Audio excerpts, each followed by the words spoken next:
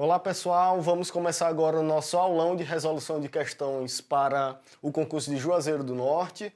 A banca responsável é a CETRED, então escolhemos algumas questões da banca de provas passadas para a gente resolver e trazer os temas importantes para a prova, né? Esse material vai ser disponibilizado gratuitamente, a gente vai gravar outras aulas também resolvendo outras questões e aí você pode dar uma olhada lá no nosso Instagram para saber mais informações. Então vamos lá, começando. Primeira questão.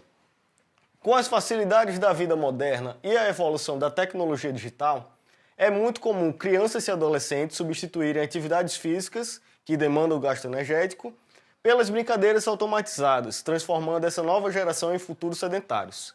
Segundo a OMS, o sedentarismo é o quarto maior fator de mortalidade no mundo. Para superar esse problema de saúde pública na infância e na adolescência, a OMS recomenda. Então vamos lá. Qual é o ponto-chave dessa questão, né? É justamente a atividade física para crianças e adolescentes, pensando no sedentarismo, né? Então, quais são as recomendações da OMS para esse público para aumentar o nível de atividade física e diminuir o sedentarismo? Então, vamos lá.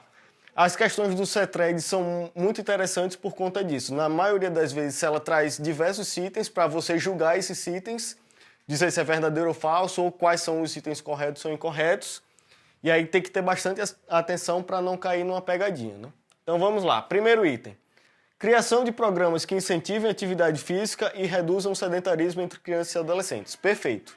A OMS tem justamente esse programa de aumentar o nível de atividade física para as pessoas e promover uma alimentação mais saudável, né? Então, esse é um programa da OMS para diminuir o sedentarismo e promover uma saúde para a população. Então, item 1, correto. Item 2, prática somente de esportes como atividade saudável para crianças e adolescentes. Na verdade, não. Esse somente de esportes é o que está errado nesse item, porque a OMS recomenda atividades físicas para crianças e adolescentes de 5 a 17 anos, qualquer tipo de atividade física, pelo menos 60 minutos, né? Então, esse somente de esportes é o que está errado nesse item. Terceiro item, criação de serviços familiares para o controle de peso de crianças e adolescentes que são obesos. Perfeito, se você der uma olhada lá no programa da OMS para a vida saudável, tem justamente a criação desses serviços familiares. E o quarto, como eu falei, 1 hora de atividades físicas para crianças e adolescentes. Perfeito, recomendação para crianças de 5 a 17 anos, né? Crianças e adolescentes de 5 a 17 anos. Então, o item 4, perfeito também. Vamos lá. Opção correta, então, item 1, item 3 e item 4 corretos, alternativa D. Vamos lá. Segunda questão. Essa já vai ser trazendo um pouco mais de anatomia e cinesiologia. A expressão ação muscular descreve o processo de força muscular de maneira mais ampla, bem como os diferentes tipos de contrações musculares. Tomando como análise a articulação do quadril, associa a coluna B pela coluna A de acordo com os principais músculos envolvidos nas ações musculares dessa articulação. Então, a articulação do quadril é a que a gente vai analisar, né? Vamos lá. Coluna A vai ter flexão, extensão, abdução, rotação lateral e abdução horizontal, todos os movimentos do quadril. A gente pode incluir também a rotação medial, né? E a adução do quadril. Mas como ele só pede esses 5 movimentos, vamos lá, coluna B. Glúteo máximo, semitendíneo, semimembranáceo, bíceps femoral, a cabeça longa do bíceps femoral. Importante aqui a gente ressaltar que o semitendíneo, o semimembranáceo e a cabeça longa do bíceps femoral são músculos biarticulares, né? Então eles trabalham tanto na articulação do quadril como na articulação do joelho. Eles realizam a extensão do quadril e a flexão do joelho. Então, juntamente com o glúteo máximo, são responsáveis na articulação do quadril pela extensão. Cuidado para não cair na pegadinha dos isquiotibiais, né, semitendíneo, semimembranáceo e o bíceps femoral, para não confundir com a flexão do joelho. No quadril, eles realizam a extensão. Iliopsoas, reto femoral. Interessante ressaltar também que o reto femoral também é um músculo biarticular, ele cruza a articulação do quadril e a articulação do joelho. Na articulação do quadril ele realiza a flexão, mas na articulação do joelho ele realiza a extensão. Ele é o oposto dos isquiotibiais, né? Então, juntamente com o iliopsoas, ele é responsável pela flexão do quadril. Então, já temos um início aqui para a questão. Vamos avançando aqui no fim da explicação, a gente dá uma olhada lá nos itens. Glúteo máximo, piriforme, gêmeo superior, gêmeo inferior, obturador interno, obturador externo e quadrado femoral. O glúteo máximo realiza também a extensão do quadril, mas todos esses músculos, que são músculos relativamente menores, eles realizam a rotação lateral do quadril. Então a gente já mata mais um item aqui. Tensor da fáscia látea, glúteo médio e glúteo mínimo. E o outro eu vou avançando um pouquinho, glúteo médio, glúteo mínimo e glúteo máximo. O que é que sobrou para a gente aqui? A gente já encontrou a extensão, já encontrou a flexão e já encontrou a rotação lateral. Fica sobrando só a abdução e a abdução horizontal. Qual a diferença desses dois movimentos? A abdução horizontal vai ser uma abdução, vai afastar do eixo medial do corpo, só que o quadril vai estar em flexão, né? Então, quando a gente trata da abdução e da abdução horizontal, o grande diferencial é justamente o tensor da fáscia lata, que ele realiza a abdução do quadril quando o quadril está em posição anatômica, né? Então, justamente aqui, o tensor da fáscia lata, glúteo médio e glúteo mínimo realizam a abdução, enquanto o glúteo médio, glúteo mínimo e o glúteo máximo realizam a abdução horizontal do quadril. Então, vamos avançar lá para os itens. 2, 1, 4, 3 e 5. Seria, no caso, o item B. Muito importante nas questões do CETRED é quando você tem certeza de um item, já passa lá para os itens para ver se você já consegue eliminar algum. Então, como a gente já tinha encontrado que o glúteo máximo e os isquiotibiais realizam a extensão do quadril, a gente já poderia eliminar alguns itens. Ele é o item 2, o primeiro. A gente já poderia eliminar o item A, o item C e o item E. Então já ficaria 50% de chance de você acertar a questão, né? Então já é uma dica aí para realizar as questões da banca CETRED. Item B correto, vamos para a terceira questão. Uma questão já voltada para os esportes. Quanto aos fundamentos do voleibol, cada equipe tem o direito de tocar a bola no máximo. Então, questão básica de regras de voleibol. Quantos toques uma equipe de voleibol pode dar no máximo? 3 toques, isso daí é básico. Acredito que mesmo quem não tem uma formação em educação física deve saber. Então a gente já pode eliminar aqui, ó, letra A, letra C e letra E, que não tratam de 3 vezes.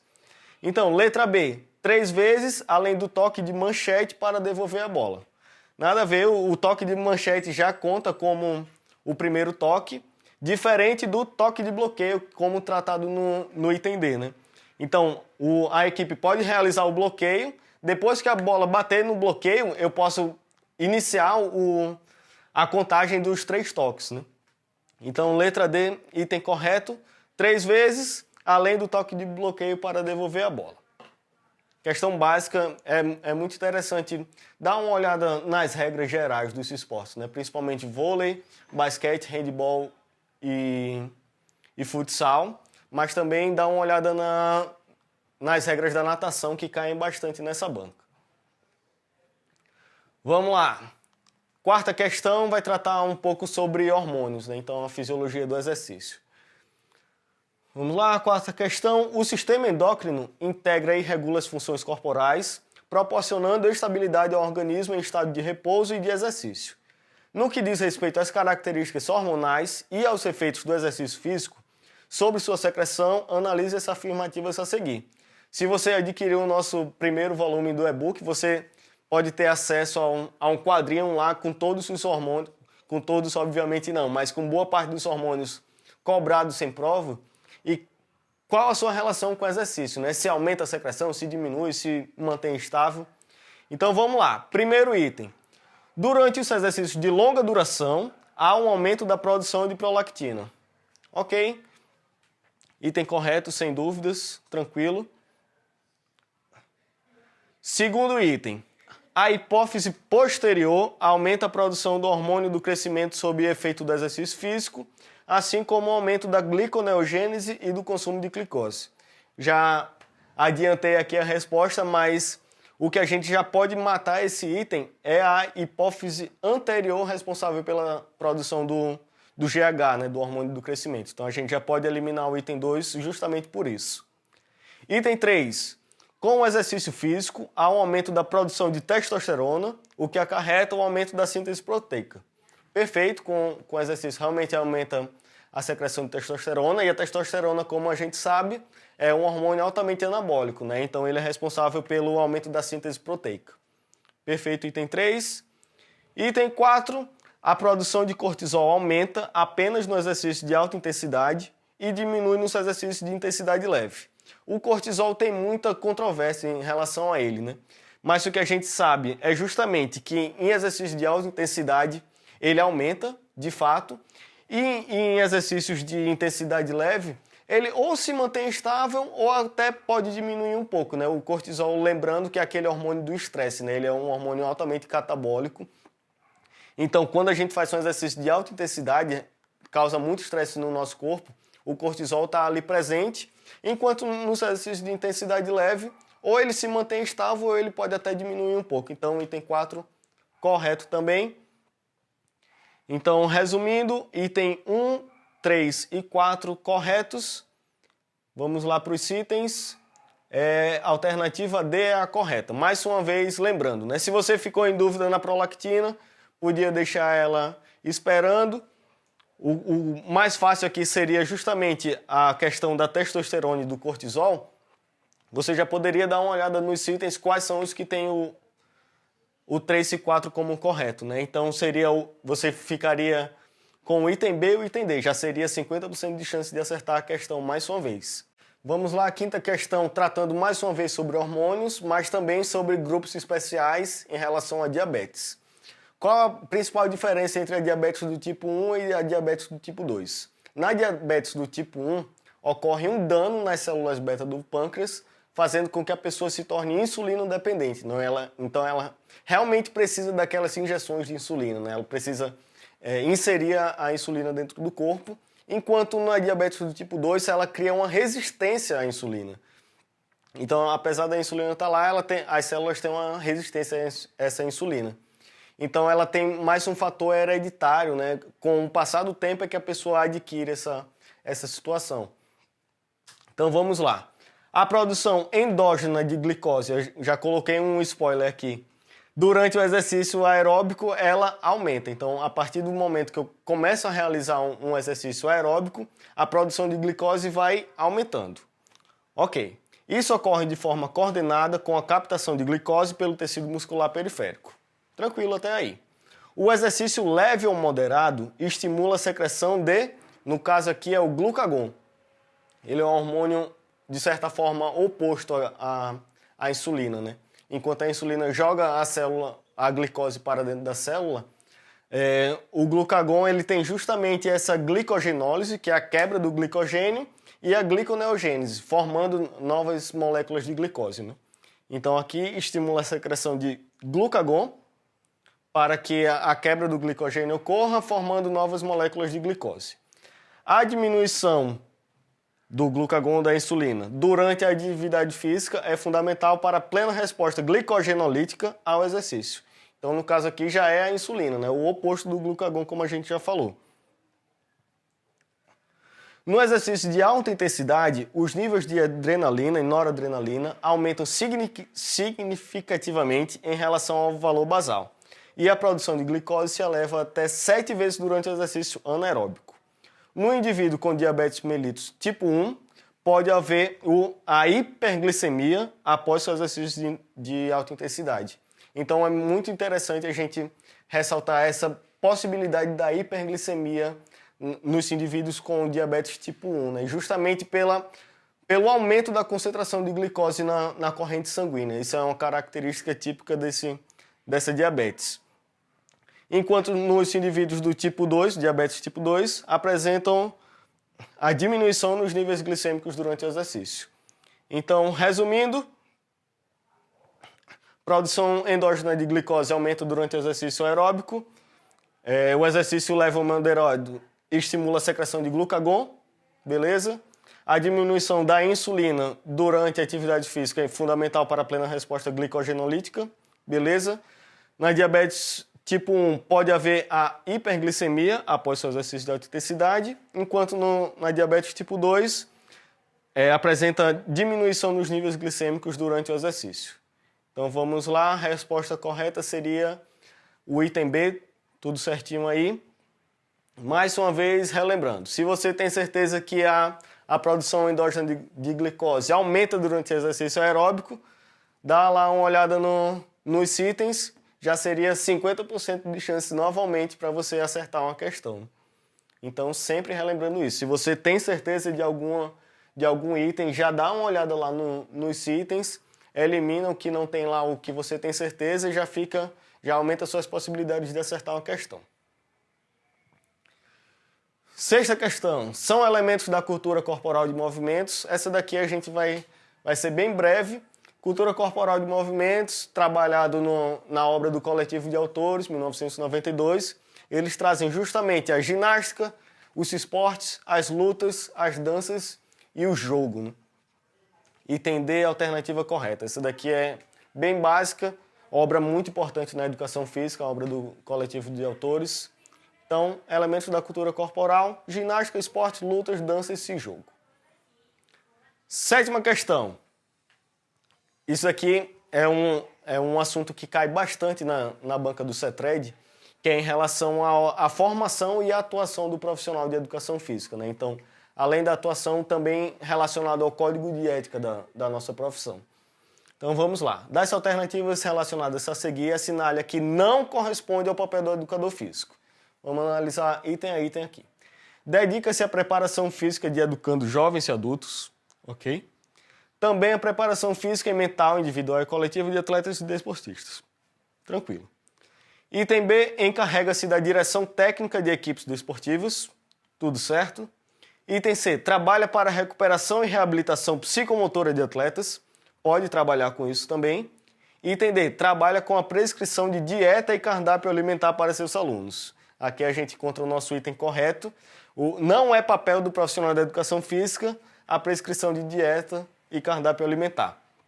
Item A, para fechar, realiza exames biométricos nas instituições de ensino. Ok, lembrando que exames biométricos são relacionados a peso e altura, né? Então é realmente um papel do profissional da educação física realizar esses exames nas escolas. Então, é muito interessante a gente ficar atento quando ele trabalha esse tema da atuação do profissional da educação física, porque normalmente ele coloca prescrição de dietas, solicitação de exames, algo relacionado à fisioterapia. Então, é bom prestar atenção em algumas palavras-chave para não cair em pegadinhas. Oitava questão, lembrando sétima questão, item D, ok? Oitava questão. Tratando sobre saúde pública, mais especificamente os NASFs, né? O Núcleo de Apoio à Saúde da Família. Vamos lá. Núcleos de Apoio à Saúde da Família, NASF, foram criados mediante Portaria 154, com o objetivo de fornecer retaguarda especializada e apoio matricial às equipes de saúde da família, através do processo de referência e contra-referência, uma vez que os NASF não se constituem porta de entrada ao serviço de saúde. Lembrando que para o atendimento do NASF é necessário a referência, principalmente da equipe de saúde da família, né? Então, quando o profissional de educação física está incluído na atenção básica, ele não faz parte da equipe de referência da saúde da família. Ele pode estar incluído no NASF, né? No Núcleo de Apoio à Saúde da Família, necessitando então dessa referência e contra-referência em relação às equipes de saúde da família. Analisar as alternativas para ver o que é verdadeiro e o que é falso. Primeiro item, intersetorialidade diz respeito ao trabalho vinculado às diversas ações, saberes e práticas que se complementam. Ok, essa definição aqui está certa, mas não é desse conceito. No caso, o que diz respeito ao trabalho vinculado às diversas ações, saberes e práticas que se complementam é justamente a interdisciplinaridade, não a intersetorialidade. Então a gente já mata um item aqui, primeiro item falso, ao invés de ser intersetorialidade, é a interdisciplinaridade. Segundo item, a participação social envolve o fortalecimento dos espaços sociais, comunitários e locais em geração com foco na gestão participativa. Corretíssimo, é um dos pilares do SUS a participação popular, né? Então, o segundo item, corretíssimo. Vamos lá para o terceiro. A interdisciplinaridade envolve a articulação entre sujeitos de setores sociais diversos e, portanto, de saberes, poderes e vontades diversos. Isso daqui também, a definição é certa, mas não para esse conceito. Se a gente invertesse esses itens, estaria correto. Aqui, no caso, é a intersetorialidade, que envolve a articulação entre sujeitos de setores sociais diversos e, portanto, saberes, poderes e vontades diversos. Então, aqui seria a interdisciplinaridade e aqui no terceiro item a intersetorialidade. Eles estão trocados, né? Terceiro item falso. Vamos para o quarto. A humanização está relacionada com a compreensão do usuário como cidadão em todas suas dimensões e redes de relações. Perfeito. Lembrando daquele aspecto biopsicossocial do usuário, né? Características biológicas, psíquicas e sociais. Além das espirituais e por aí vai. Então, quarto item correto, FV. Vamos lá, o que sobra pra gente é a alternativa E.